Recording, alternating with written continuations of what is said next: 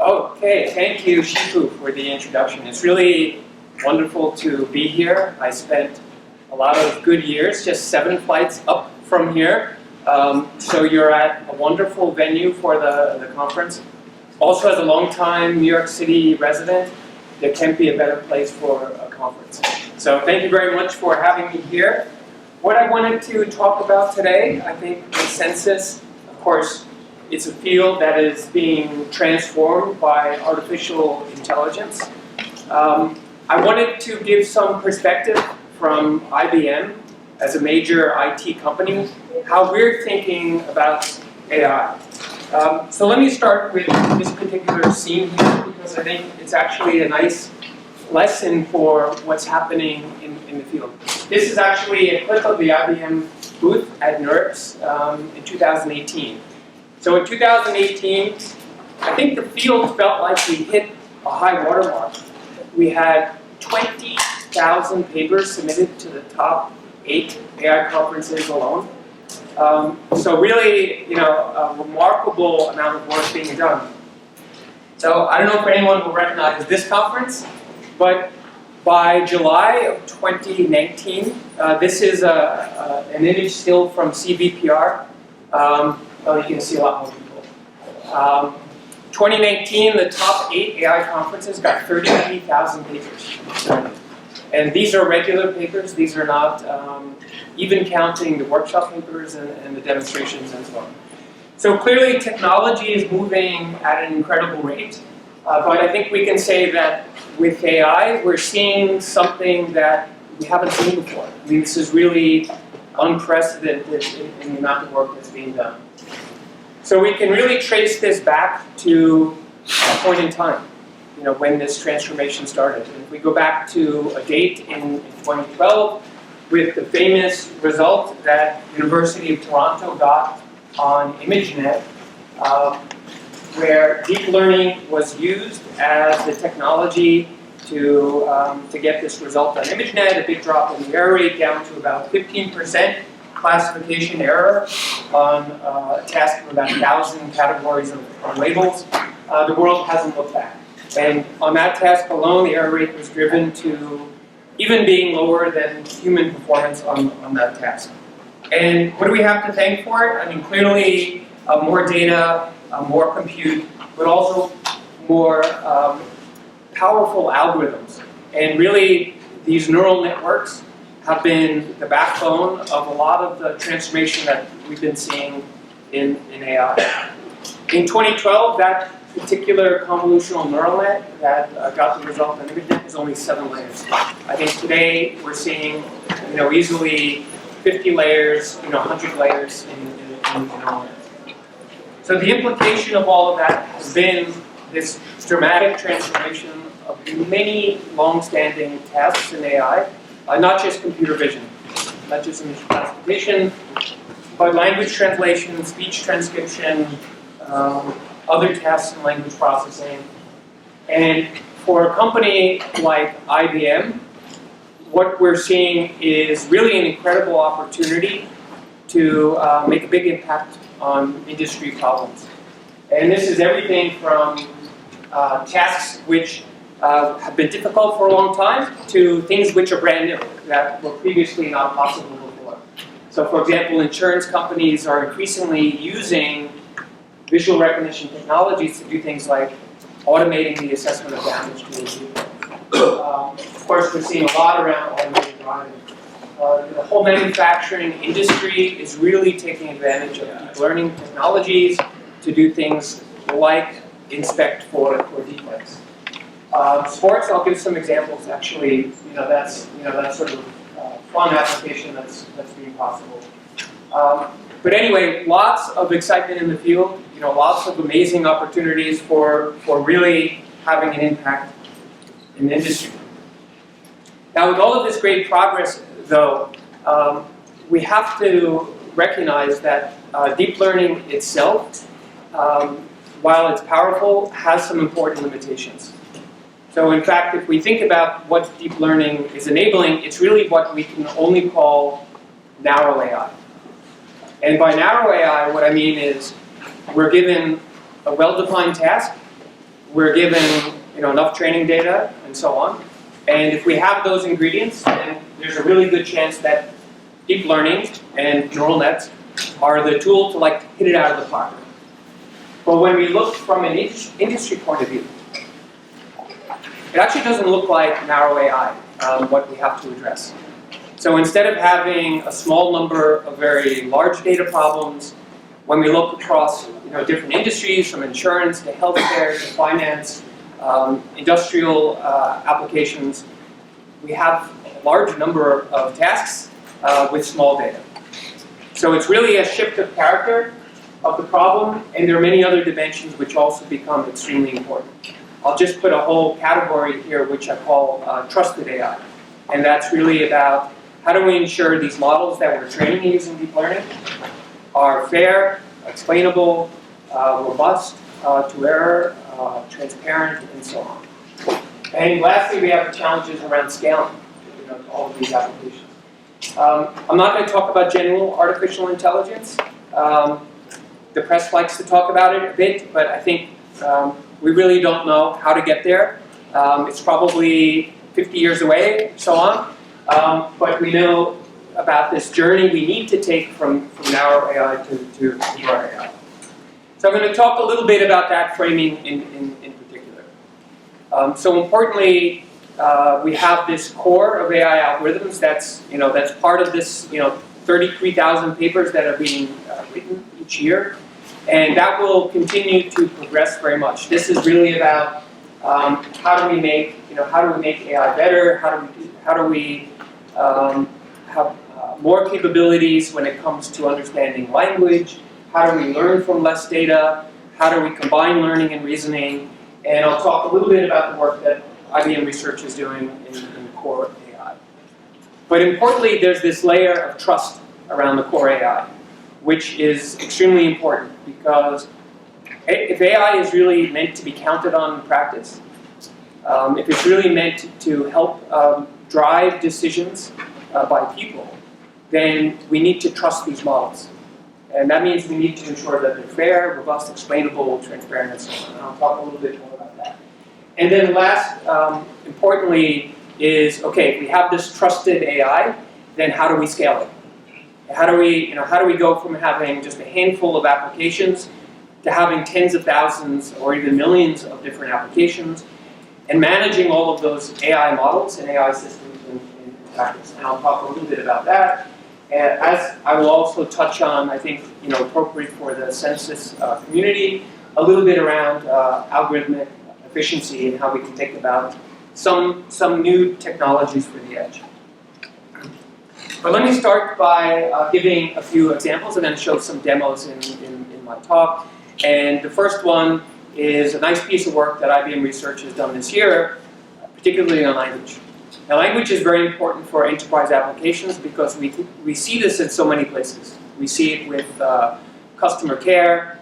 We see this with understanding large repositories of unstructured data in finance, in the legal profession, insurance, and so on. And IBM defined a nice grand challenge type project this year that we call Project Debater. And in some sense, it's one more of the kinds of things we've done throughout our history, everything from chess playing computer Deep Blue to more recently with the Jeopardy system. But this particular system, Project Debater, is really about, could we develop the AI algorithms that could allow a system, when given a controversial topic, go and research that topic, come back with arguments for an assigned position, pro or con that topic, and then enter a debate with a human. And I mean a very structured debate, like making an opening remark, listening, making a rebuttal, and then coming back with a closing statement. And this was a nice project to do because it really helped pull through a lot of advancements around natural language processing, understanding everything from modeling human dilemmas, being able to form principled arguments around those things, having a listening comprehension. So not just reading comprehension, but actually listening to not only what is being said, but how it's being said. and then being able to respond to that, as well as delivering speeches. So I'm going to play a clip next. It's not the full debate. There are some of these debates which are online. This is about a 1-minute clip. And just to give some context here, this is an excerpt of the closing statement from Project Debater. And the system was assigned the pro position for a topic which was the government should subsidize preschool. So you're about to hear, its thoughts on that topic. Here is a final summary of my arguments today. My opponent claimed that preschools are harmful. I believe my argument suggested that the benefits outweigh the potential disadvantages. I touched upon 3 issues: children, students, and crime. Specifically, I noted that preschool education improves children's development. In addition, I suggested that attending preschool helps students succeed. And a final point to consider is that preschool can prevent future crime. When this debate just started, I said that we will talk about financial issues. We did, and I am convinced that in my speeches I supplied enough data to justify support for preschools. At the end of the day, the benefits welfare provides outweigh the disadvantages. Welfare helps the most important segments in society, the underprivileged, the weak, the children. If we want to have a better society, then we must invest in those who are less fortunate. Finally, in the words of British politician and writer Benjamin Disraeli, power has only one duty: to secure the social welfare of the people. We should subsidize preschools. Thanks for your attention.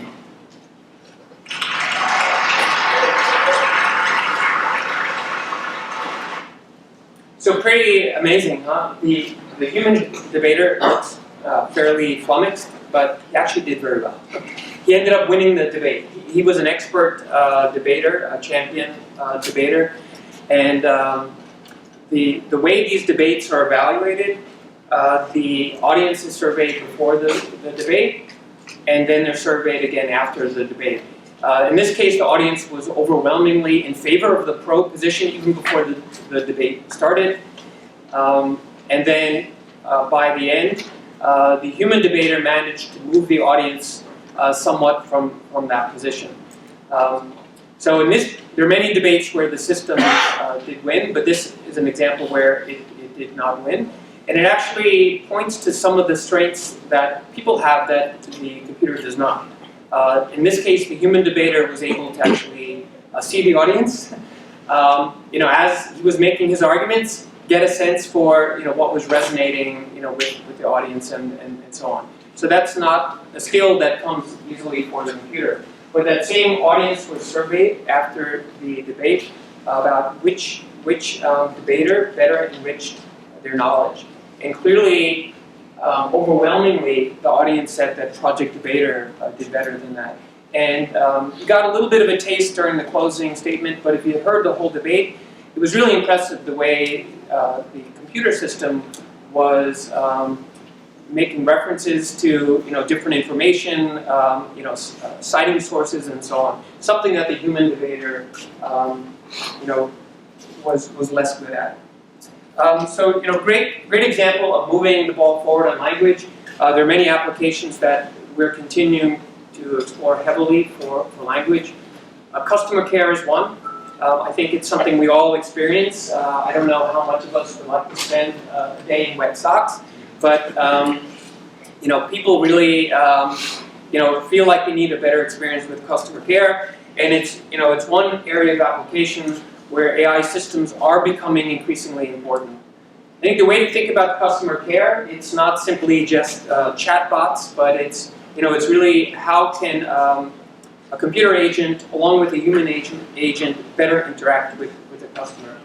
And there are many important things for this kind of application, which includes having a better understanding of documents, being able to interact better through speech and language. And I'll talk a little bit about some of those examples. One of them here is a system that we're developing for question and answering. And the idea is that a lot of enterprises have large repositories of documents or previous interactions, transcripts with customers. And when there are questions, these AI models are increasingly able to answer those questions. So you can see here, just the demo paste in a piece of text. We can ask the question, where is Verizon based out of? Okay, very human way to ask a question, perhaps. And you can see that this technology is essentially using neural nets to go and answer these questions directly. But there are a lot of other aspects of this kind of application which are important. I'll give an example here, which is we need to make sure that to supply online. Let's start this one again. In this particular application, we have to customize very efficiently our speech models. So when we go into, let's say, a particular retailer, they may have a language, a vocabulary that is unique for their particular applications. And we call this fine-tuning or domain adaptation, but essentially what you're going to see in the middle column is if we don't do fine-tuning, what does the system, how does the system transcribe the speech? And if we do fine-tuning, how does that improve? So let me play this again.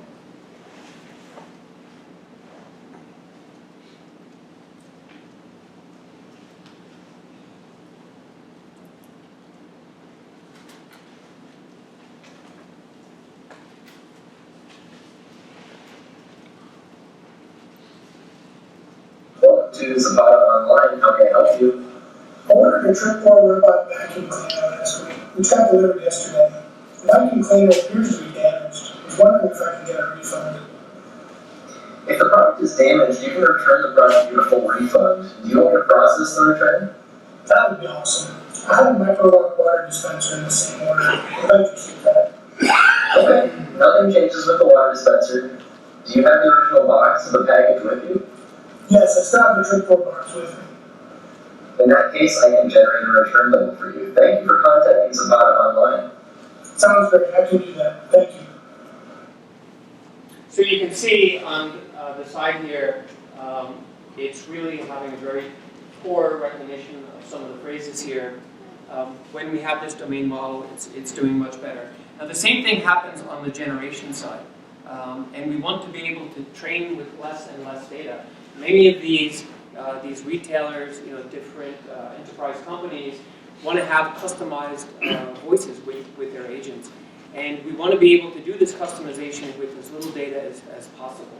So what you're going to hear first is the base model that comes out of the box. And then you're going to hear a human voice, which is how they want their agent to sound, their computer agent. And then you're going to hear two different samples of how that agent is customized given 20 minutes of recording versus 5 minutes of recording. And of course, we want this number to be as little as possible for the customization. When Wall Street resumes trading, presumably on Monday, the stock market will face extraordinary circumstances and even greater uncertainty than usual. Okay, the base model. She can scoop these things into 3 red bags, and we will go meet her Wednesday at the train station. Okay, and that's the human voice they would like their agent to sound like. If you would like to be assisted by a member of our customer service department, press 3 to speak to the next available representative. Okay, now with only 5 minutes of a sample of the human voice, that becomes the customized speech model. And now I'll play the 20-minute sample, and let's see if you can tell any difference. If you would like to be assisted by a member of our customer service department, press 3 to speak to the next available representative. Right, pretty good, pretty good. So the challenge is to keep pushing what we like to call learning more from less. And I think this is a pressure that we'll see in many, many applications, not just the speech examples that I've shown. And when we think about learning more from less, there's really 2 dimensions here. Learning more, which means being able to do more sophisticated tasks, like debater, be able to do more tasks, be able to be more accurate on those tasks. But there's also the less direction. And this is really about shifting the curve. It's not about moving to different operating points on the curve. We may have many situations where we just can't get it into the blue box, the region of desired performance, because it's too costly to get the training data, or the training data just doesn't exist for what we need. So it's really about shifting the curve to the left and being able to use less data, to use less effort, or use less expertise. And there's a variety of techniques that we're exploring to shift this curve.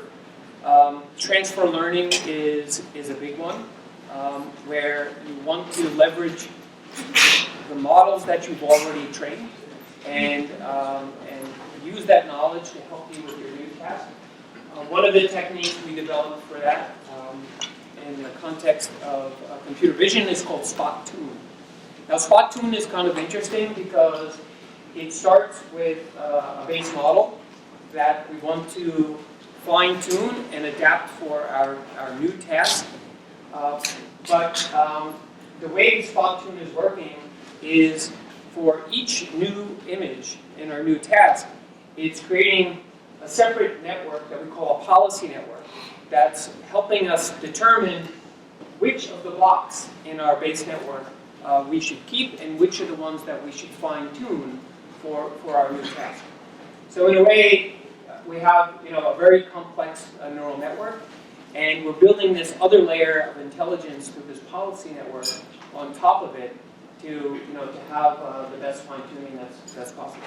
So it seems like it's a lot of work because now every image has to go through this policy network in parallel, but it translates to a really good performance in practice. And in our paper at CBPR this year, we actually reported results on something called the Visual Decathlon Challenge, which is actually very much this kind of, it's a problem where we have many, many different tasks that we want our models to be adapted to. And so it's a powerful technique. Now there's another direction which is very important here for learning more from less, and it's motivated a little bit by what you see on the screen now. These look like simple block patterns, and if I was to ask the people in the audience about what might happen if the top block is removed here, you probably have a reasonably good guess at the answer, or how many blocks are on the right of the 3-level tower. These kinds of things are, turns out, difficult for the computer, especially deep learning algorithms. And I'll give another example here. This is from a task called Clever, where there are objects within a scene, and it's not so difficult for deep learning algorithm to be trained to do the object recognition in this case. However, to answer the question, it's something that a person could do and pretty much always get it right, but it's very difficult for a deep learning model to go from parsing the scene to answering the question directly. It's just not something that naturally comes out of the model. So this is a nice task for a technology that, or really a paradigm that we're calling neurosymbolic reasoning. And what we do is we focus our deep learning models on something that we call program induction. These models are trained to generate a program that when you run the program will answer the question. So in this case, one model parses the scene, it recognizes the objects, it records the properties of the objects, and another neural network parses the question and generates a program out of the question like this, which is then populated by what it sees to answer the question. So this is something that's summarized here. We get this scene representation, we get this program generated, and we answer the question. Now when we do this neural program induction, the performance on the task is like 99%. It's it's almost as good as people, and it goes from something which deep learning on its own is just a miserable performer. Now I want to switch a little bit and show a few other examples here of where we're applying our work, and I mentioned sports in the beginning. I want to give a couple of examples of things we're doing in practice and then talk about some of the research we have. I don't know if we have any golf fans in the audience. I know this is not golf season right now.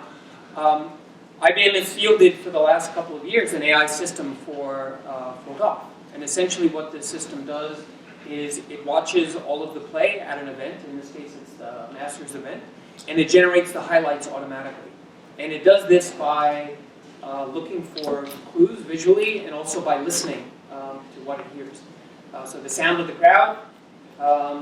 The system was called H5 here because the notion that when a player has a good move, he may high-five the cat. It's actually looking for those kind of things at this post. But I'm going to play here the #1 highlight that was identified by the computer. This was not this year's Masters, it was a previous year, but I really love this highlight, so that's why. But today, the midway is in the afternoon, and we'd already seen a couple of aces by Lowry and Davis up the third. Liked it straight off the bat. The problem was Jamie Holmes' ball was in the way.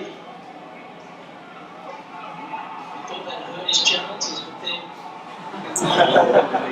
something else took place.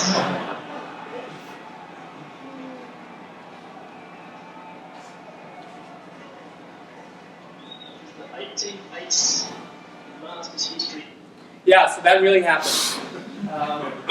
Now you saw at the end there, the sequence of high fives and so on. This is a strong visual cue, and it's really about helping to identify what are the most exciting moments.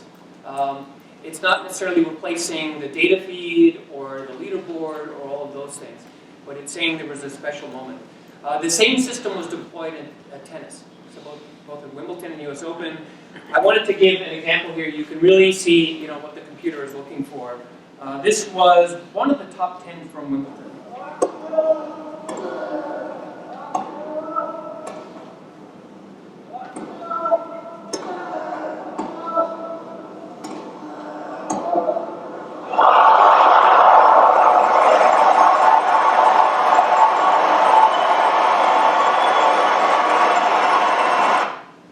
Okay, so to really drive the point home of what the computer is looking for, I'm going to show 4 others from the top 10.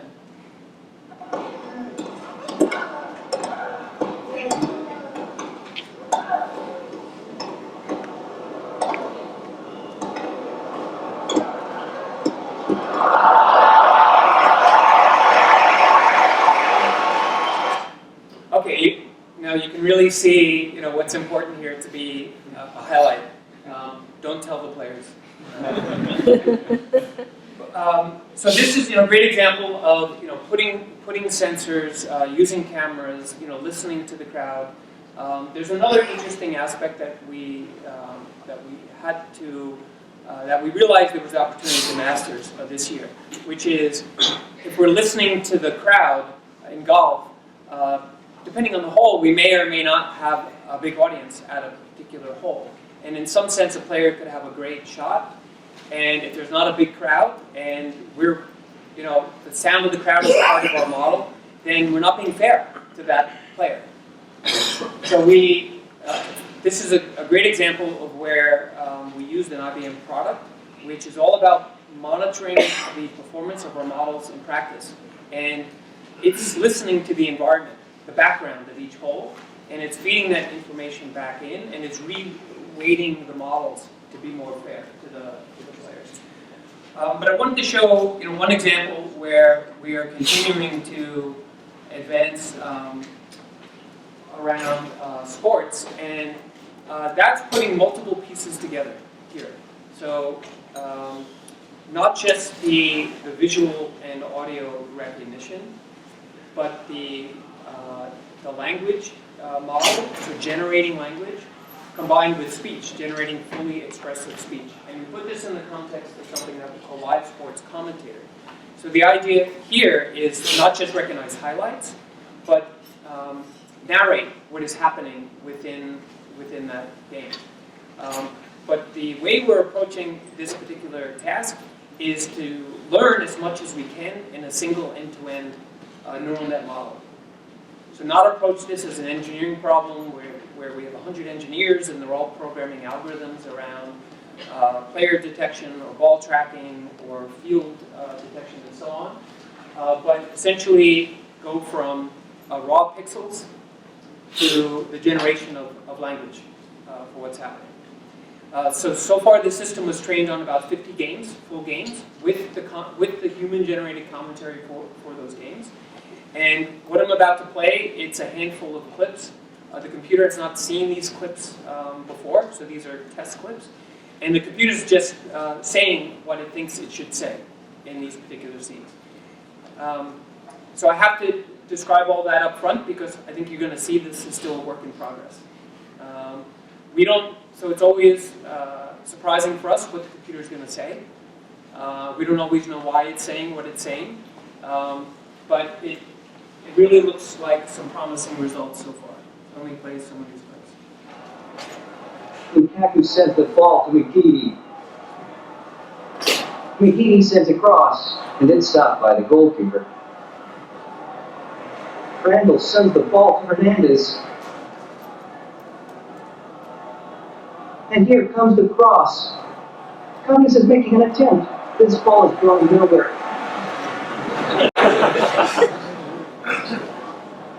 Tackle by Diston.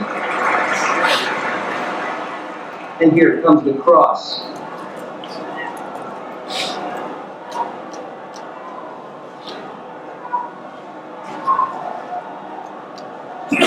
And here comes the cross. Lukaku gets it in.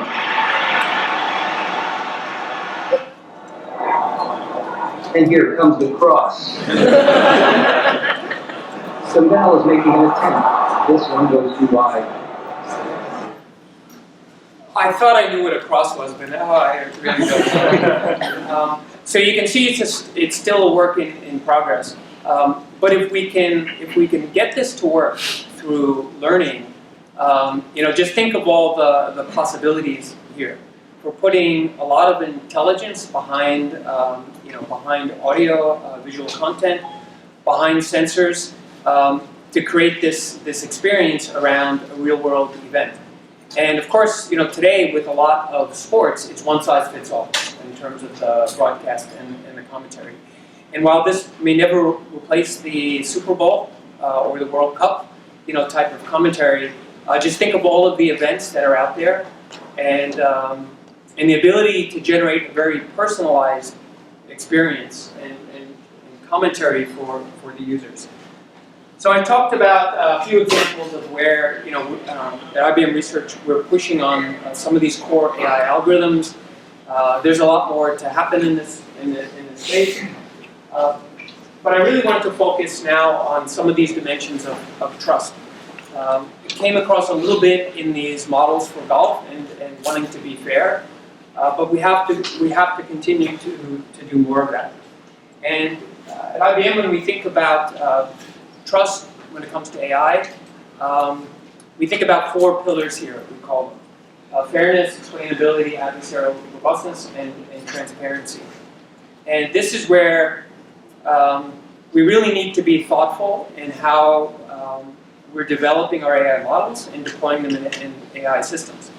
So the best thing about AI these days is we can do this data-driven learning. The worst thing about AI these days is that it's data-driven learning, which means we really have to be thoughtful about what data we're using. Is it representing what we really need, really want in practice? What is it learning? How is it learning it? So all of these are important questions. The first one around this topic of fairness is something that we've been pushing forward through an open source effort that we call AI Fairness 360. It's people can go and access it on GitHub. Feel free to use it. It includes what we call 70 fairness metrics built into it. So there's no one single metric for fairness. This gives a way to explore that. It includes also 10 implementations from IBM around what we call bias mitigators. And these work on all sides of the problem.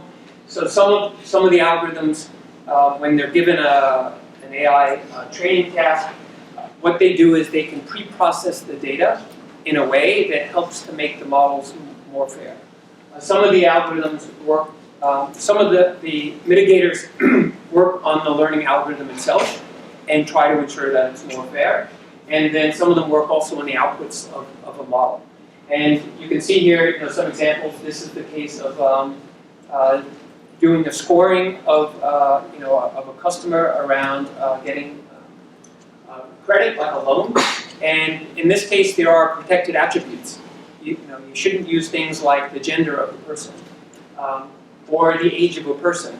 And how can you ensure that your model is not somehow using these attributes or things that are correlated with those attributes? And so this gives a way to, evaluate that and improve that. I mentioned explainability, as well. This is another place where IBM Research is putting out a toolkit. It's called the AI Explainability 360 Toolkit. The link is right there. The source code is available. And this is really addressing the requirement that we need to have some human interpretation of what our deep learning models are doing, or how they're making decisions. And we can see this in many applications. So for example, when we're building an AI model for determining who to give a bank loan, the data scientists might need to know how to improve that model. The loan officer might need to know, well, how was the decision reached? The customer wants to understand, okay, why me? How did you make this decision for me? So this is a big gap. As our neural net models are becoming more complex and more powerful, they're actually becoming less interpretable, less explainable. So this is a gap we need to bridge, and it's a place where we're giving some algorithms and tutorials around how to improve explainability. And some of this comes across, like in this interface here, around making loan decisions, where the system is trying to put in human understandable terms why a particular decision was made for giving a loan. So the next one I want to talk about is robustness. Now, this is something which is kind of a thorny area with deep learning models. I think we've all seen examples where the deep learning model is very accurate, but it's having some really unexplainable behavior around some samples. And we can see this here in this example, where on the right side of this image, we add a little bit of noise to this cat. So the left side is the original cat image, the right side is just a little bit of noise. And now the deep learning model thinks it's an ambulance. Now this doesn't make any sense to us. The model may be more accurate overall, but when it makes mistakes, we'd like it to make better mistakes than this. So these models aren't always robust, and it also opens the opportunity for them to be attacked. Meaning, there are backdoors in terms of how they're trained, but they also have these blind spots around testing, which can be exploited.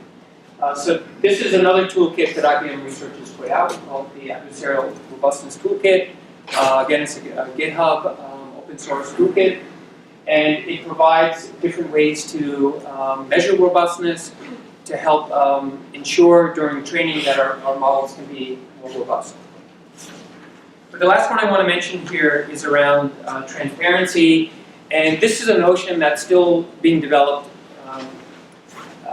really in industry and within the AI community.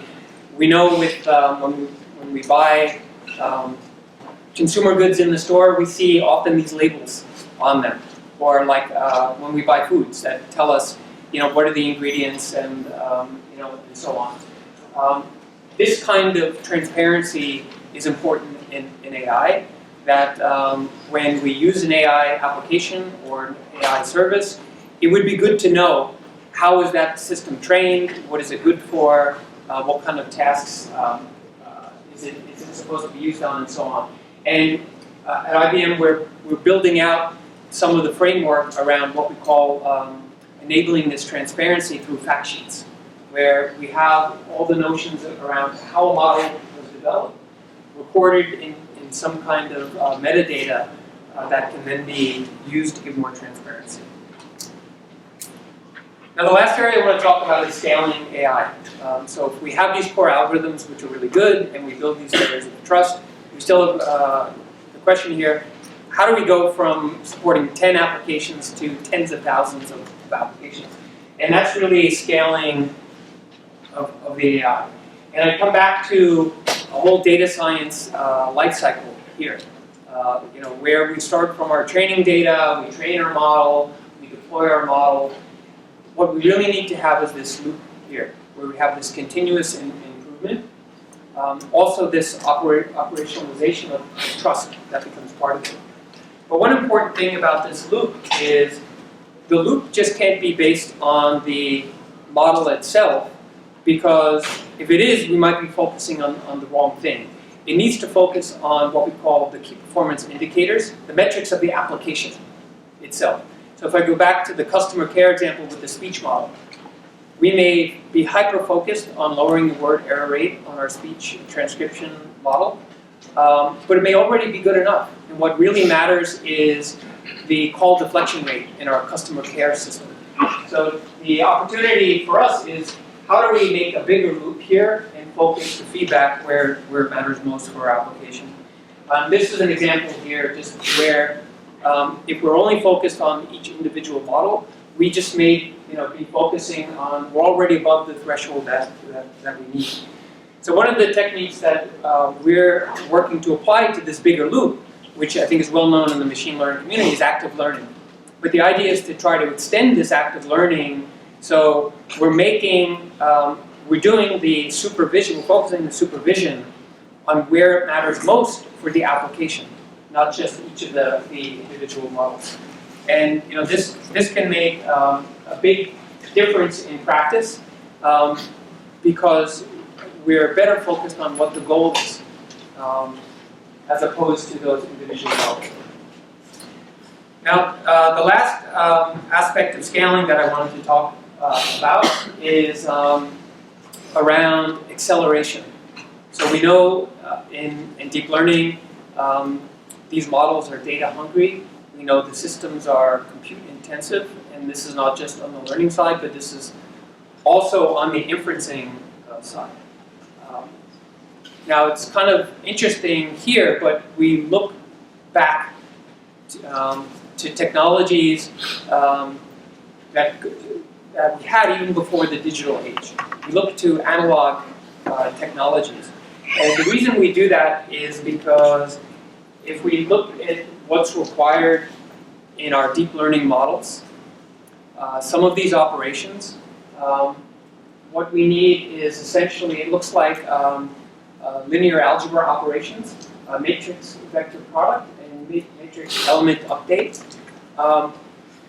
If we can focus on accelerating these steps in our deep learning models, then it can have a great impact in practice. There's also the activation, but when we think about analog computing, this one is not so new. That one's already quite positive. So the question for us is, how can we very efficiently, and with low power, perform these linear algebra operations? And so what we look at here is the ability to use these resistive processing units. So essentially, we can think of these as a matrix of structures here which can represent the weights in our matrix using some variable resistance. And then essentially what we do is we flow current into this matrix of resistors. And that current, the width of the pulse is giving us the strength of our vector that essentially we want to multiply against our matrix. And going back to Kirchhoff's law, we simply get the output of that current accumulated in a capacitor, and it performs the math of that matrix operation. And this happens in one simple step. So unlike a digital process. And similarly for the outer product, it's a little bit more involved here, but this is about the weight update where we have our updates and we have, those are our updates and our functions. We can also exploit this operation to perform the required math. Now there are some challenges to make this work. And if we compare these analog techniques using like more traditional notions of circuits, compared to the digital case. And one obvious difference is if we're talking about digital, we have two states. We have 0 and 1, and we switch between them. If we're looking at analog, things are more continuous here. And we have some things we need to get around here. When we go up, we don't have the symmetry that we're coming down the same way we're going up. So this is a challenge, but some of this we've been able to handle by updating how the stochastic gradient descent itself works when we're training a model. So with some changes there, we've been able to get around the symmetry, the asymmetry. But let me show an example here of how this one can work in practice. This is a neural network model that we trained on MNIST, which is scanned digits. And what we can do is we can draw on the screen here a digit, and what you're seeing is essentially some visualization of the current that is flowing through this resistive processing unit to do the inferencing for this digit recognition.